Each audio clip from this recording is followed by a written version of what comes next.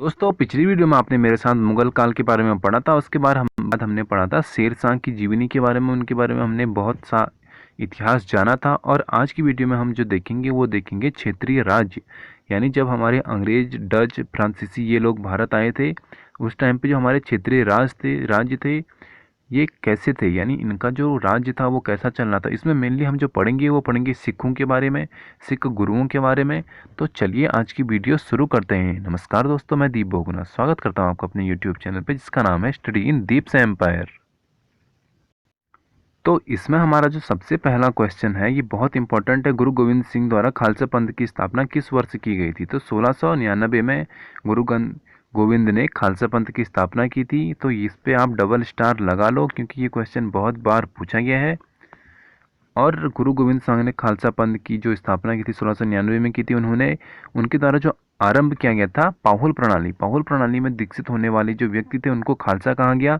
अब गुरु पंथ समाप्त कर दिया गया और गुरु ग्रंथ साहिब को ही प्रमुख रूप से गुरु का स्थान दिया गया था। ठीक है, खालसा की स्थापना किसने की थी? गुरु गोविंद साहिब ने की थी। आप पढ़ चुके हो मेरे साथ। अगला हम जो पढ़ते हैं, अकाल तख्त का जो निर्माण किया था ये किसने किया था? तो ये क्या था हमारा गुरु हरगोविंद सिंह ने। गुरु हरगोविंद सिंह बहुत इंपॉर्टेंट पर्सन है, इनके बारे में आप जरूर पढ़ें। और ये सिखों के कौन से गुरु थे? छठवें गुरु थे।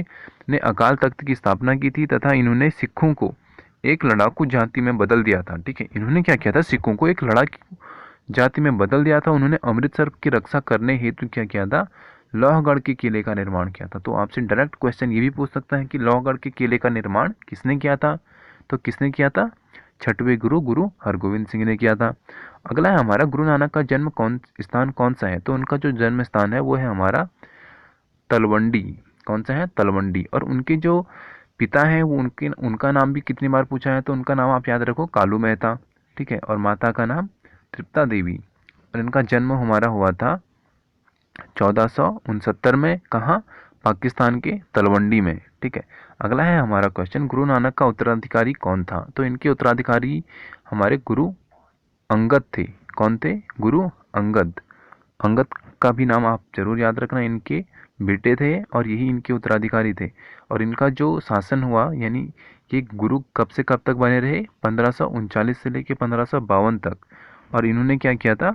खादुर में गुरु गद्दी बनाई थी। खादुर में क्या किया था? गुरु गद्दी बनाई थी। किस सिख गुरु ने स्वयं को सच्चा बादशाह कहा था? तो ये भी क्वेश्चन बहुत बार पूछा है। ये सारे क्वेश्चन तो बहुत बार पूछे हैं। तो ये कब किया था? हमारा गुरु अर्जुन देव ने किया था। क्या किया था? इन्होंने सच्चा बादशाह कहा था खुद को। ठीक है, 1604 ईस्वी में आदि ग्रंथ की रचना की थी इन्होंने खुसरो के समर्थन देने के लिए। के कारण इनको क्या किया था? 1606 में जहांगीर ने मृत्युदंड, यानी इनको क्या किया था? किले से नीचे फेंकवा के मरवा दिया गया था। ठीक है, और खुसरो कौन था? ये जहांगीर का भाई था। इनके बीच में क्या हो रहा था? उस टाइम पे युद्ध हो रहा था राजपाट को लेके। तो वहां पे अर्जुन देव आए, उन्होंने खुसरो का समर्थन किया। तो उस कारण इनको क्या किया गया? मार दिया गया। अगला है हमारा, सिखों का अंतिम गुरु कौन था? तो सिखों के जो अंतिम गुरु थे, पहले तो आप ये याद रखो कि सिखों के गुरु कितने थे। तो सिखों के 10 गुरु थे और इनका जो अंतिम गुरु था वो था हमारा गुरु गोविंद सिंह। कौन थे? गुरु गोविंद सिंह थे। सिखों के 10वें गुरु और अंतिम गुरु गुरु गोविंद सिंह थे। इनको गुरुपद कब मिला था? 1675 में प्राप्त हुआ था, जिस पर ये अपनी मृत्यु यानी 1708 तक बने रहे। ठीक है, अगला है हमारा, रणजीत सिंह की राजनीतिक राजधानी लाहौर थी। पहला क्वेश्चन तो यही हो गया कि उनकी राजनीतिक राजधानी कहाँ थी? लाहौर थी। किस नगर को उनकी धार्मिक राजधानी कहा जाता है? अब यहाँ पे दूसरा क्वेश्चन ये बनता है कि उनकी राजधानी जो थी धार्मिक, ठीक है, राजनीतिक तो हमने देख ली लाहौर थी। अब धार्मिक कौन सी थी? तो धार्मिक थी हमारी अमृतसर। ठीक है, तो कहाँ थी? अमृतसर थी। इनका जो शासनकाल था वो भी आप याद रखो, 1801 से लेकर 1839 तक था।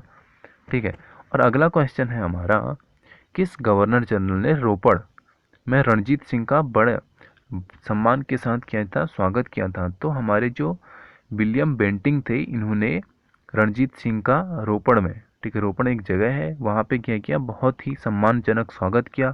गवर्नर जनरल विलियम बेंटिंग ने 1831 में, कब किया ये भी आप याद रखो, 1831 में रोपड़ में रणजीत सिंह का बड़े सम्मान के साथ स्वागत किया। अगला क्वेश्चन है हमारा, सरकार का कंपनी के सम्राट के अंतरण में, ठीक है, लॉर्ड कैनिंग द्वारा एक नवंबर 1858 में घोषित किया। तो इन्होंने क्या किया था, इलाहाबाद में घोषित किया था ये क्या, कंपनी से सम्राट।